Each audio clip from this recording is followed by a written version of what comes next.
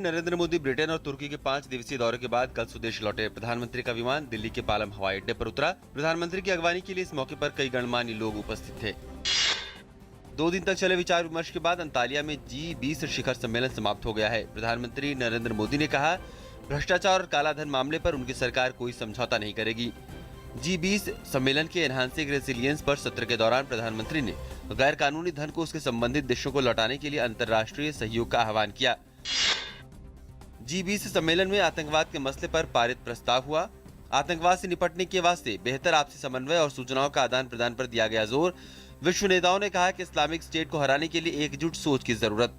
IS को मिलने वाली फंडिंग को भी बंद करने की अपील की गई। वित्त मंत्री अरुण जेटली अपने 2 दिनों का आधिकारिक दौरे पर संयुक्त अरब अमीरात में हैं। अपनी यात्रा के पहले दिन कल उन्होंने UAE के वित्त मंत्री के साथ मुलाकात की और दोनों देशों में कारोबार के माहौल को आसान बनाने पर चर्चा की। वित्त मंत्री ने UAE को भारत के बुनियादी ढांचे में निवेश के लिए न्योता दिया है। राष्ट्रपति प्रणब मुखर्जी ने एक बार फिर देश में असहिष्णुता को लेकर हो रहे विरोध पर प्रतिक्रिया देते हुए कहा है कि संवेदनशील मुद्दों को कुछ गतिविधियों के जरिए भड़काना सही नहीं है।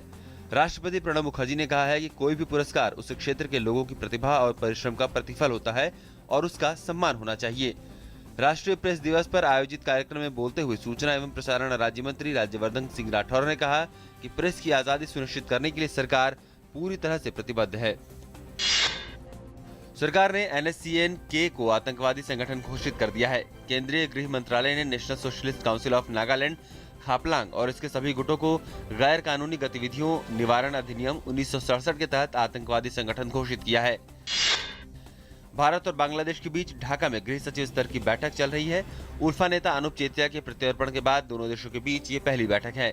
सीमा और सुरक्षा प्रबंधन संबंधी मसलों के साथ साथ जानवरों की तस्करी और अवैध रूप से घुसपैठ बातचीत के अहम मुद्दे हैं। भारी बारिश के कारण तमिलनाडु के कई हिस्सों में जनजीवन प्रभावित हुआ है। कई जगहों पर पानी भरने के कारण ट्रेनें लेट चल रही हैं।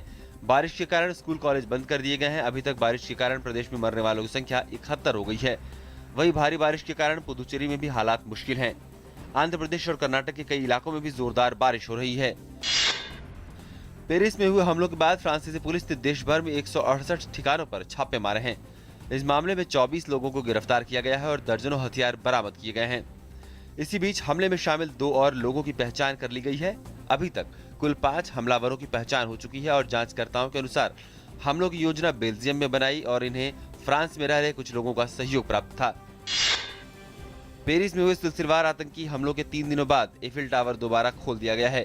पेरिस में मुंबई हमलों के तर्ज पर किए गए आतंकी हमलों में 125 से अधिक लोगों की मौत हो गई थी, जिसके बाद एफिल टावर को बंद कर दिया गया था। पेरिस हमले के बाद मशहूर टावर पर दुनिया भर के स्मारकों की तर्ज पर फ्रांस के राष्ट्रीय ध्वज के तीनों रंग नीले, सफेद और लाल रंग की रोशनी की गई है।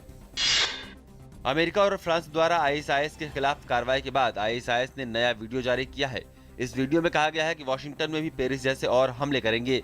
वीडियो में सीरिया में कार्रवाई करने वाले देशों पर जवाबी हमले की धमकी दी गई है। अमेरिका के नेतृत्व वाले गठबंधन ने पूर्वी सीरिया में इस्लामिक स्टेट के 116 तेल के ट्रकों पर हवाई हमले किए हैं। अमेरिकी रक्षा विभाग पेंटागन के अनुसार हवाई हमले में IS के नियंत्रण वाले अल्बू कमाल शहर को निशाना बनाया गया। ये ट्रक लोडिंग एरिया में खड़े थे और इनमें तेल भरकर इन्हें रवाना किया जाना था कि तभी इन्हें निशाना बनाया गया। ऐसा माना जाता है कि तेल की कालाबाजारी इस्लामिक स्टेट की आमदनी का सबसे महत्वपूर्ण जरिया है। छठ पर्व उत्तर भारत खासकर बिहार और उत्तर प्रदेश में बड़ी धूमधाम से मनाया जा रहा है। आज शाम अस्ताचल सूर्य को अर्घ्य दिया जाएगा और कल सुबह उगते हुए सूर्य को अर्घ्य दिया जाएगा। राजधानी दिल्ली में भी यमुना के किनारे घाटों की साफ सफाई कर उन्हें सजाया गया है।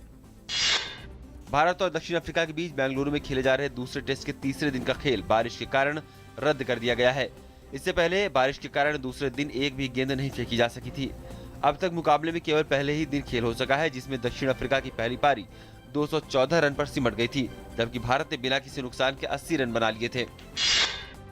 भारत के रोहन बोपन्ना और रोमानिया के फ्लोरियन मर्जिया की जोड़ी ने लंदन में चल रहे ATP टूर फाइनल्स में जीत के साथ शुरुआत की है। बोपन्ना और मर्जिया की जोड़ी ने पहले ग्रुप मुकाबले में शीर्ष वरीयता प्राप्त बॉब और माइक ब्रायन की जोड़ी को सीधे सेटों में 6-4, 6-3 से शिकस्त दी।